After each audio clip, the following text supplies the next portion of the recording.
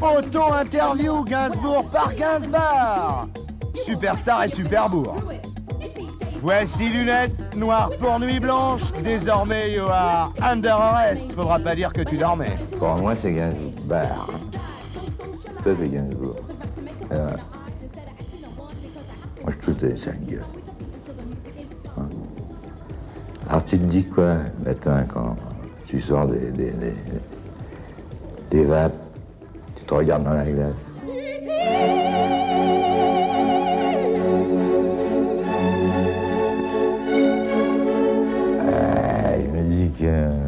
Je me dis, oh, mettez-nous ça, patron.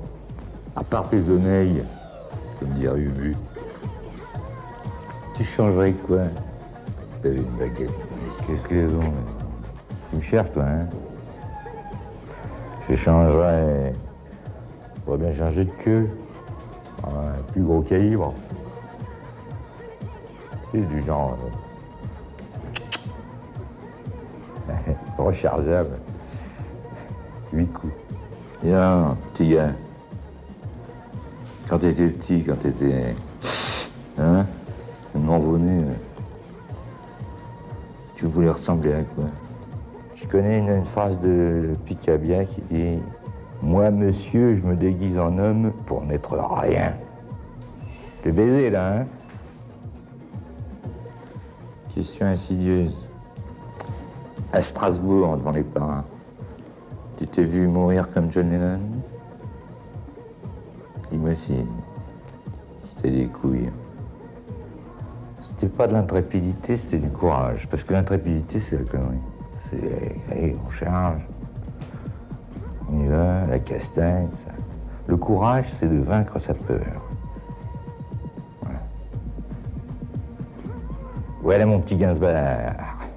Dis-moi, Gainsbourg, tu penses que tu vas mourir comment? Tu vas crever? Pour bientôt, hein? Si on parle de mathématiques. Comment je vais crever? Sur un coup, j'espère, c'est la plus belle. S'envoyer en l'air, c'est la plus belle mort. Mais sans louper, en envoyant la purée quand même. Ah, faut ce qu'il faut. Classe, classe, classe. Et tu te souviens, en 47-48, les 8 jours que tu as passé chez Dali, hein, avec le salon tapissé d'astrac. Ouais, j'avais les clés. Et lui était à Cadaqués. Oh, ben, je crois que c'est pour ça que tout est noir chez moi. Parce que c'était noir chez lui. Il avait des chiottes. Putain, on aurait dit... En acajou. On aurait dit je sais pas, un salle, le hall du Raphaël. Et j'ai tringlé une fille sur un lit carré de 3 mètres sur 3 que j'ai fait idem chez moi. Et par terre, il y avait des Miro, des Clés, des Picasso, des Dali. Étonnant. Ça m'a marqué la vie. Parce qu'il y avait une odeur de soufre et d'hyperluxe. Et pourquoi t'as brûlé alors, tes toiles à l'âge de 30 ans? Tes croûtes? C'est pas brûlé. Il y avait le couteau de peintre et puis j'ai changé de temps. Je suis passé de l'expressionnisme au dadaïsme, au surréalisme, au cubisme, à l'impressionnisme. Et puis alors j'ai changé mon prénom et ça a commencé à rigoler. Maintenant, je vais te piéger. En 1959, j'ai déclaré, il y a 30 ans, je chante pour pouvoir un jour reprendre la peinture. Alors, explication, petit gars. Pas trop ça. Si j'ai encore... Tu vois, j'arrête de boire, ça tremble pas. Si j'ai encore l'acuité visuelle. Il y a une phrase de Delacroix qui est très cruelle, mais qui est superbe, qui dit ceci. Un peintre doit savoir attraper au vol un ouvrier tombant d'un échafaudage dans le temps qu'il met à tomber. C'est dur, mais c'est super. Entre Gainsbourg et Gainsbert, t'aurais pas préféré Gainsbourg ou le peintre de l'harmonie? Je sais bien que tu connais l'harmonie, mais sur les claviers. C'est pas con, ça. T'es pas con, petit Gainsbert. Gainsbourg, il a un musée.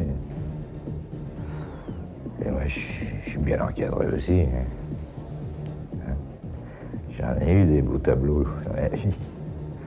Je les ai tirés, ces pièces sont tirées. Ah bah oui, parce que les Don Juan, ils ont toujours dans le cul. Dis donc, Gainsbourg, tu crois pas qu'il serait temps pour toi de rejoindre Rimbaud en Abyssinie? Il serait temps. Ouais, pour moi, c'est le plus grand. Avec Picabia, hein. Parce que celui qui n'a pas lu Jésus-Christ Rastaquouère, c'est vraiment le dernier des cons.